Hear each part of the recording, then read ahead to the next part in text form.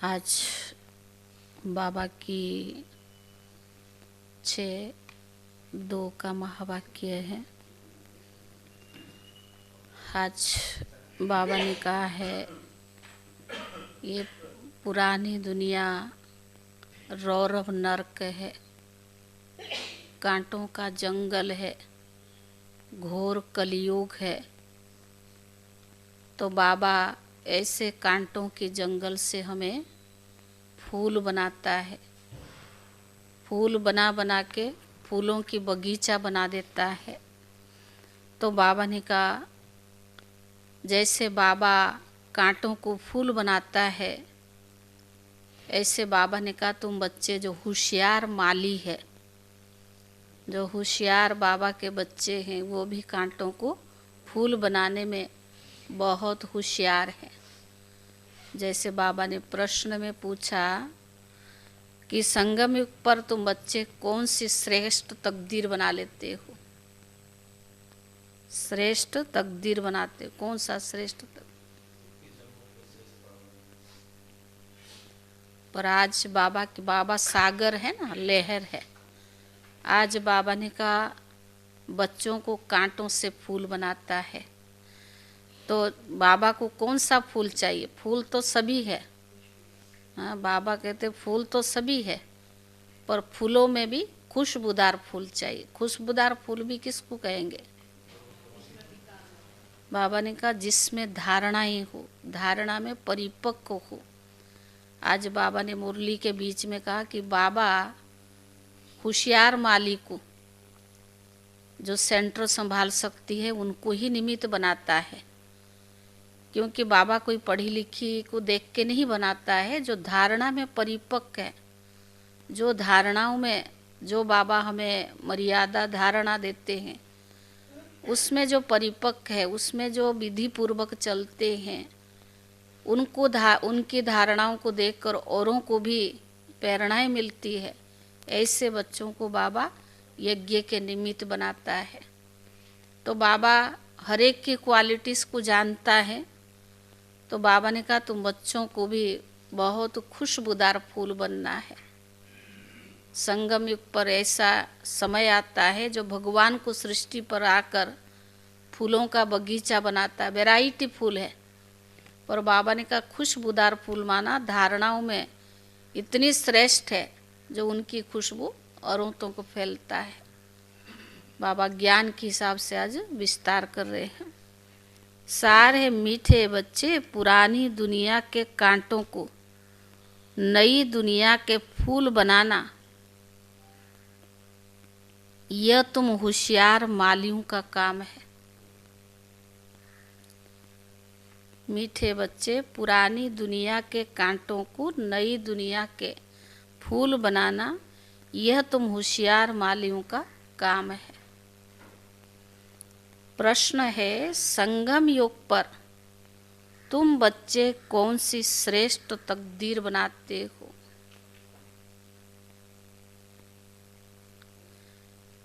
प्रश्न है संगम युग पर तुम बच्चे कौन सी श्रेष्ठ तकदीर बनाते हो?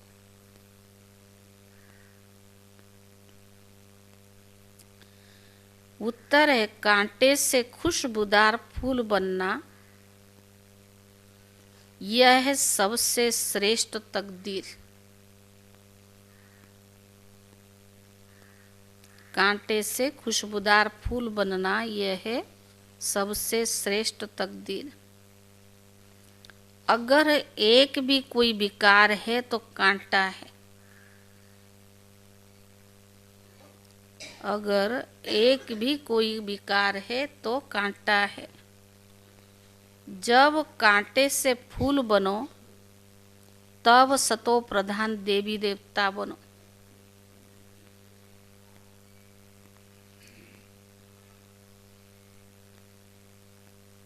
तुम बच्चे अभी 21 पीढ़ी के लिए अपनी सूर्यवंशी तकदीर बनाने आए हो। तुम बच्चे अभी 21 पीढ़ी के लिए अपनी सूर्यवंशी तकदीर बनाने आए हो। गीत है तकदीर जगा कर आई हूँ। ओम शांति। गीत बच्चों ने सुना? कौन सा? हाँ काश्मीर लाल भाई।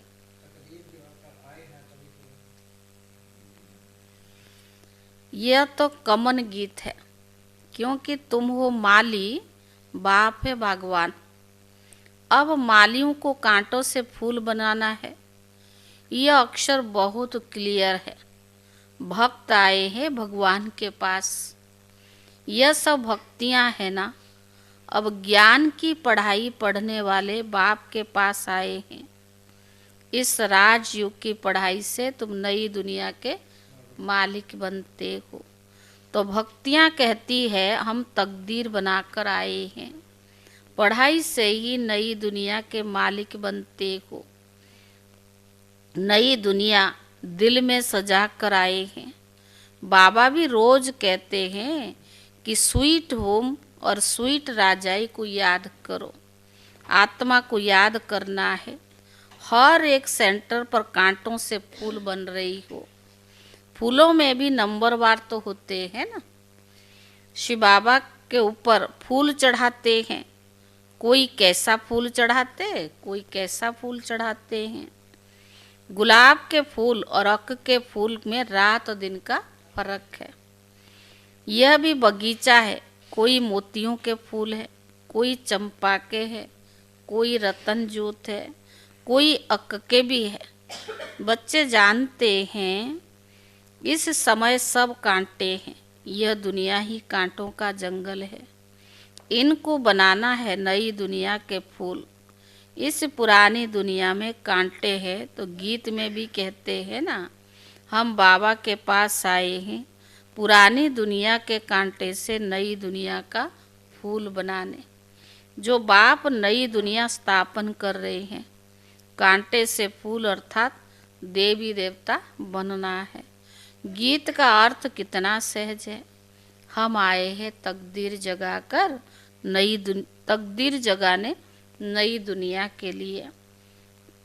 नई दुनिया है सतयुग। कोई भी सतो प्रधान तकदीर है। कोई की रजो, कोई की तमो। कोई तो सूर्यवंशी राजा बनते और कोई प्रजा भी बनते हैं। कोई प्रजा के भी नौकर चाकर बनते हैं। ये नई दुनिया की राजाई स्थापन हो रही है। स्कूल में तकदीर जगाने जाते हैं ना, यहाँ तो नई दुनिया की बात है। इस पुरानी दुनिया में क्या तकदीर बनाएंगे? तुम भविष्य नई दुनिया में देवता बनने की तकदीर बना रही हो। जिन देवताओं को सभी नमन करते आए हैं, हम सो पूज्य देवता थे, फिर हम ही पुजारी बने हैं। 21 जन्मों का वर्षा बाप से ही तो मिलता है ना। तो बाबा ने कहा जिससे 21 पीढ़ी कहा जाता है। पीढ़ी अर्थात वृद्ध अवस्था को कहा जाता है। बाबा 21 पीढ़ी का वर्षा देते हैं, क्योंकि युवा अवस्था में व बचपन में बीच में अकाल मृत्यु कभी होता नहीं सतयुग में। इसीलिए उनको कहा जाता है अमर लोक। यह है मृत्यु लोक, रावण राज्य। यहाँ हर एक में विकारों की प्रवेशता है। जिसमें कोई एक भी विकार है तो क्या कहेंगे? जिसमें कोई भी एक ही विकार है तो क्या कहेंगे? कांटे है ना। बाबा समझेंगे माली रॉयल खुशबूदार फूल बनाना नहीं जानते हैं।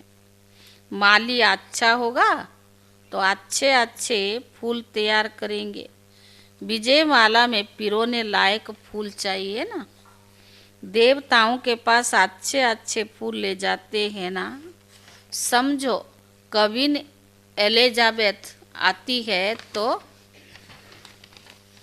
एकदम फर्स्ट क्लास फूलों की माला बनाकर ले जाएंगे। यहाँ के मनुष्य है तमो प्रधान। शिव के मंदिर में जाते हैं, समझते ये भगवान है। ब्रह्मा विष्णु शंकर को तो देवता कहते हैं ना। शिव को भगवान कहेंगे तो वह ऊंचते ऊंचा हुआ ना।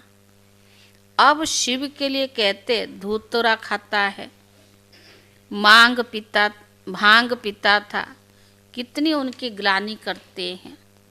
फूलों में भी अक के फूल ले जाते, हाँ, शिवरात्रि पर ले जाते हैं ना। अब ऐसा परम पिता परमात्मा उनके पास क्या ले जाते हैं? तमो प्रधान कांटों के पास तो फर्स्ट क्लास फूल ले जाते हैं, और शिव के मंदिर में क्या ले जाते हैं? तो बाबा ने कहा दूध भी कैसा चढ़ाते हैं? 5% दूध, बाकी 95% पानी। भगवान के पास दूध भी कैसा चढ़ाना चाहिए? तो कुछ भी नहीं जानते हैं। अब तुम बच्चे अच्छी रीति जानते हो, पर तुम्हारे में भी नंबरवार है। जो अच्छा जानते हैं उनको सेंटर का हेड बनाया जाता है। सब तो एक जैसे नहीं होते हैं। भले पढ़ाई एक ही है, मनुष्य से देवता बनने की एम ऑब्जेक्ट है, परंतु टीचर तो नंबरवार है ना। विजय माला में आने का मुख्य आधार है पढ़ाई। पढ़ाई भी एक ही होती है, उनमें पास तो नंबरवार होते हैं ना, पर सारा मदार पढ़ाई पर है। कोई तो विजय माला के 8 दाने में आते हैं, कोई 108 में आते हैं, कोई 16,108 के सिजरा बनता है। जैसे झाड़ का सिजरा निकलता है ना, पहले पहले 1 पत्ता, 2 पत्ते, फिर बढ़ते जाते हैं। यह भी झाड़ है। बिरादरी होती है, जैसे क्लुपालिनी बिरादी आदि आदि सिंधी में होती है ना। तो यह सब है हद की बिरादरियाँ, यह है बेहद की बिरादरी। इनको पहले पहले बाबा ने कि इनका पहले पहले कौन है? प्रजापिता ब्रह्मा। उनको ग्रेट ग्रेट ग्रेट फादर है, परंतु ये किसको पता नहीं है। मनुष्य मात्र द्वारा भी नहीं जानते हैं कि सृष्टि चक्र का रचयिता कौन है। बिल्कुल ओहल्या जैसे पत्थर बुद्धि है। पारस बाबा ने कहा ऐसे जब बन जाते तभी बाप आते। कैसे बन जाते? बिल्कुल ओहल्या जैसे पत्थर बुद्धि है, जब ऐसे बन जाते तब बाप आते हैं। तुम यहाँ आए हो ओहल्या बुद्धि से पारस बुद्धि बनने, तो नॉलेज की धारणा करनी चाहिए ना, बाप को पहचानना चाहिए और पढ़ाई का ख्याल भी करना चाहिए। समझो आज आए हैं, कल अचानक शरीर छूट जाता है, तो फिर वो क्या पद पा सकेंगे? नॉलेज तो कुछ भी उठाई नहीं, कुछ भी सीखा नहीं, तो क्या पद पाएंगे? दिन प्रतिदिन जो देरी से शरीर छोड़ते हैं उनको टाइम थोड़ा मिलता है, क्योंकि टाइम तो कम होता जा रहा है ना। उसमें जन्म ले क्या कर सकेंगे? हाँ, तुम्हारे से जो भी जाएंगे वो कोई अच्छे घर में भी जन्म लेंगे, संस्कार ले जाते हैं, तो वह आत्मा झट जाग जाएगी, शिव बाबा को याद करने लगेगी। संस्कार नहीं पड़े हुए होंगे तो कुछ भी नहीं होगा। इसको बहुत महीनता से समझना होता है। माली अच्छे अच्छे फूलों को भी ले आते हैं, उनकी महिमा भी गाई जाती है। फूल बनाना तो माली का काम है ना। ऐसे बहुत बच्चे हैं जिनको बाप को याद करना आता ही नहीं है। तकदीर के ऊपर है ना, तकदीर में नहीं तो कुछ भी समझते नहीं। तकदीरवान बच्चे बाप को यथार्थ रीति पहचान कर उन्हें पूरी रीति याद करेंगे। बाबा के साथ साथ नई दुनिया की भी याद करते रहेंगे। गीत में भी कहते हैं ना, नई दुनिया के लिए नई तकदीर बनाने के लिए आए हैं। 21 जन्म के लिए बाप से राज्य भाग्य लेना है। इस नशे और खुशी में रहे तो ऐसी ऐसी गीत का अर्थ इशारे से समझ जाए। स्कूल में भी कोई की तकदीर नहीं होता तो फेल हो पड़ते हैं। यह है ही बहुत बड़ा इम्तिहान। सुनो, उसमें पानी मिला देना, नमक भी डाल। तो बाबा ने कहा स्कूल में भी कोई तकदीर में नहीं होता है तो फेल हो पड़ते, यह तो बहुत बड़ा इम्तिहान है। भगवान खुद बैठ पढ़ाते हैं। यह नॉलेज सभी धर्म वालों के लिए है। बाबा कहते अपनी को आत्मा समझ, मुझ बाप को याद करो।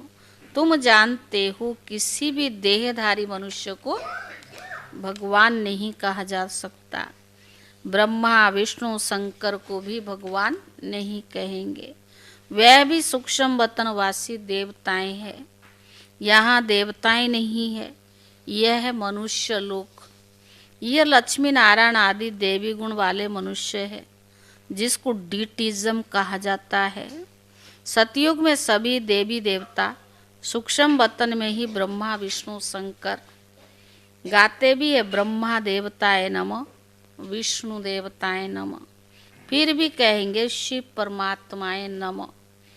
शिव को देवता नहीं कहेंगे और मनुष्य को फिर भगवान भी नहीं कह सकते हैं। 3 फ्लोर है ना, हम है 3rd फ्लोर पर। सतयुग के जो देवी गुण वाले मनुष्य है वही फिर आसुरी गुण वाले बन जाते हैं। माया का ग्रहण लगने से काले हो जाते हैं। जैसे चंद्रमा को भी ग्रहण लगता है ना, वह है हद की बातें, यह है बेहद की बातें। बेहद का बाप दिन और रात की ना गाते भी है ब्रह्मा का दिन और ब्रह्मा की रात। तुमको अभी एक बाप से ही पढ़ना है, बाकी सब कुछ भूल जाना है। जो बाबा पढ़ाता है एक बाप से ही पढ़ना है, बाकी सब कुछ भूल जाना है। बाप द्वारा पढ़ने से तुम नई दुनिया के मालिक बनते हो। यह सच्ची सच्ची गीता पाठशाला है। पाठशाला हमेशा नहीं रहते हैं ना। मनुष्य समझते हैं भक्ति मार्ग भगवान से मिलने का मार्ग है। जितना बहुत भक्ति करेंगे तो उतना भगवान भी राजी होगा और आकर फल भी देगा। यह सब बातें तुम बच्चे ही तो समझते हो। भगवान एक है जो फल अभी दे रहा है। जो पहले पहले सूर्यवंशी पूज्य थे, उन्होंने ही सबसे जास्ती भक्ति की है। वही फिर पहले भक्त ठहरे, वही यहाँ आएंगे। तुमने भी पहले पहले शिव बाबा की अभिविचारी भक्ति की है, तो जरूर तुम पहले पहले भक्त ठहरे। फिर गिरते गिरते क्या बन जाते, तमः प्रधान बन जाते हो। आधा कल्प तुमने भक्ति की है ना, इसलिए तुमको ही पहले पहले ज्ञान देते हैं। तुम्हारे में भी नंबरवार है। तुम्हारी इस पढ़ाई में यह बहाना नहीं चल सकता है कि हम दूर में रहते हैं इसलिए रोज नहीं पढ़ सकते। बाबा जानता है क्या बहाना देते, हमारा दूर है, फलानी है, पानी भरना है, दूध लाना है, पता नहीं कितनी बहाना देते हैं। भगवान भी जो बादशाही देगा ना, वो भी बहाना बताएगा, ऐसा मुफ्त में नहीं देगा वो भी। तो बाबा ने कहा कोई कहते हम 10 माइल दूर में रहते हैं। अरे बाबा की याद में तुम 10 माइल भी पैदल करके आ जाओ तो कभी तुम्हें थकावट नहीं होगी। पर इतना नशा चाहिए ना, इतना खुशी चाहिए। हाँ, क्यों नहीं सुनता? सुनते सुनते भी थक गए। बाबा भी कहते कहते थक गया। तो बाबा ने कहा 10 माइल दूर रहते। अरे बाबा की याद में 10 माइल भी पैदल करके आ जाओ तो कभी थकावट नहीं होगी। कितना बड़ा खजाना ले जाते हो। तीर्थ पर मनुष्य दर्शन करने के लिए पैदल जाते हैं तो कितना धक्का खाते हैं। यह तो एक ही शहर की बात है। बाप कहते हम इतना दूर से आया हूँ और तुम क्या कहते हो कि हमारा घर 5 माइल दूर है। भगवान परम धाम से आया। कहते उसका तो शरीर नहीं ना, उसको थोड़ा कोई टाइम लगता है। ऐसे भी बच्चे बहाना कर लेते। और कई लोग तो ये भी कहते हैं कि इस ज्ञान मार्ग में आप देख ज़्यादा बुजुर्गों को नशा रहता थोड़ा, वो पहले आ जाते, कहते उनको नींद नहीं आती है ना, इसलिए वो जल्दी उठ के आ जाते। मनुष्य के पास तो 1000 बहाना है, बाकी इसमें चाहिए खुशी और नशा। जितना आपका खुशी नशा होगी ना तब आप वो पहुंच सकते हैं। ऐसे मर मर के चलने से थोड़ा ना काम चलता है। बाहर खजाना लेने के लिए तो दौड़ दौड़ कर बच्चों को आना चाहिए। अमरनाथ पर सिर्फ दर्शन करने के लिए कहाँ कहाँ से जाते हैं। यहाँ तो अमरनाथ बाबा स्वयं पढ़ाने के लिए आए हैं। तुमको विश्व का मालिक बनाने आया हूँ, तुम बहाना करते रहते हो। सवेरे सवेरे अमृत वेले तो कोई भी आ सकते हैं, उस समय कोई डर नहीं है। वो साकार मुरली है ना, तो बाबा ने कहा कोई तुमको लूटेंगे नहीं, अगर कोई चीज जेवर आदि होंगे तो छीनेंगे। जरूरी थोड़ी है जेवर पहन करके आना। तो बाबा ने कहा चोर को क्या चाहिए, धन चाहिए। बाबा ने कहा पदार्थ तो चाहिए, परंतु किसकी तकदीर में नहीं तो वो बहाने बहुत बनाते हैं। पढ़ते ही नहीं तो अपना पद गमा देते हैं। बाप आते हैं भारत में, भारत को ही स्वर्ग बनाते हैं। पढ़ते नहीं तो अपना ही पद गमाते हैं। बाप आते भी तो भारत में है ना, सेकंड में जीवन मुक्ति का रास्ता बताते हैं। परंतु कोई पुरुषार्थ भी करे तब ना, कदम ही नहीं उठाएंगे तो पहुंच कैसे सकते। बाबा कहता मदद तो मैं करूंगी, पर पहले आपको कदम तो उठाना पड़े ना। तुम बच्चे समझते हो कि आत्मा और परमात्मा का मेला है। बाप के पास आए हैं स्वर्ग का वर्षा लेने। नई दुनिया की स्थापना हो रही है। स्थापना पूरी हुई फिर विनाश शुरू हो जाएगा। यही महाभारत लड़ाई है। अच्छा मीठे मीठे सिखी ले दे बच्चों प्रति, माता पिता बाप दादा का याद प्यार और गुड मॉर्निंग। रूहानी बाप की रूहानी बच्चों को नमस्ते। और रूहानी बच्चों के तरफ से रूहानी बाप दादा को याद प्यार और नमस्ते नमस्ते। धारणा के लिए मुख्य सार, बाबा जो ज्ञान का खजाना दे रही हैं उसको लेने के लिए दौड़ दौड़ कर आना है। बाबा जो ज्ञान का खजाना दे रही है उसको लेने के लिए दौड़ दौड़ कर के आना है। हाँ रितिका, बड़ी छुट्टी मारती है, दौड़ दौड़ करके आना है। सुना पक्का? इसमें किसी भी प्रकार का बहाना नहीं देना है। इसी में किसी भी प्रकार का बहाना नहीं देना है। बाप की याद में 10 माइल भी पैदल चलने से थकावट नहीं होगी। बाप जो ज्ञान का खजाना दे रही हैं उसको लेने के लिए दौड़ दौड़ कर आना है। इसमें किसी भी प्रकार का बहाना नहीं देना है। बाप की याद में 10 माइल भी पैदल चलने से थकावट नहीं होगी। दूसरा, विजय माला में आने का आधार पढ़ाई है। विजय माला में आने का आधार पढ़ाई है। पढ़ाई पर पूरा ध्यान देना है। पढ़ाई पर पूरा ध्यान देना है। कांटों को फूल बनाने की सेवा करनी है।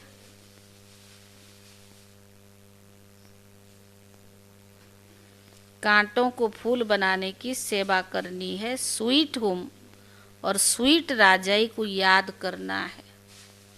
स्वीट होम और स्वीट राजाई को याद करना है। वरदान, संगम योग के महत्व को जान। एक का अनगिनत बार रिटर्न प्राप्त करने वाले सर्व प्राप्ति संपन्न भव।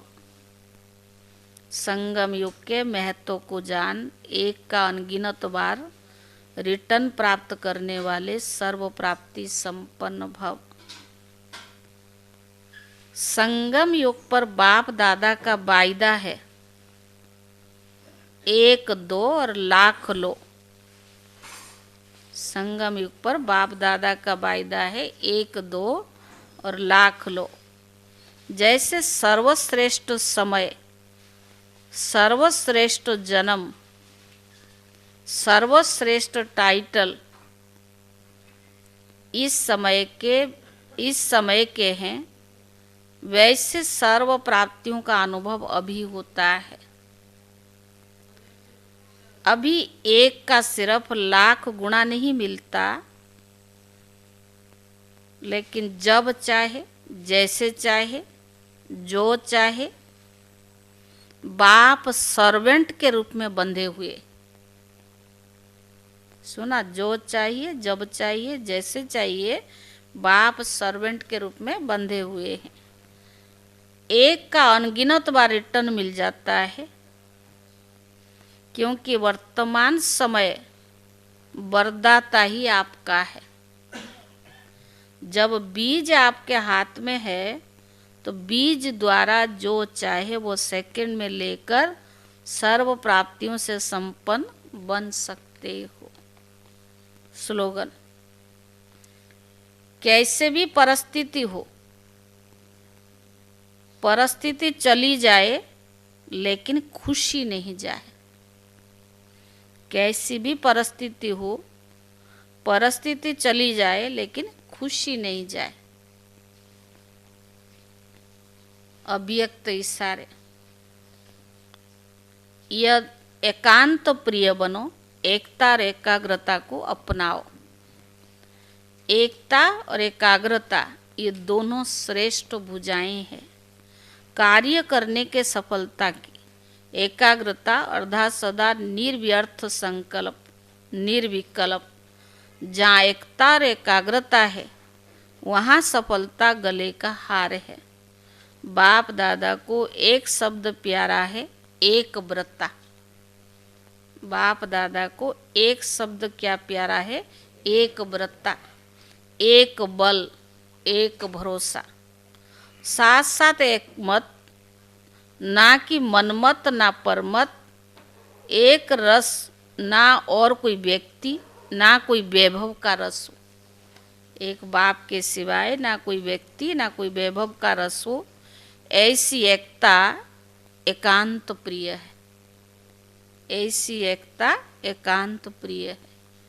ओम शांति।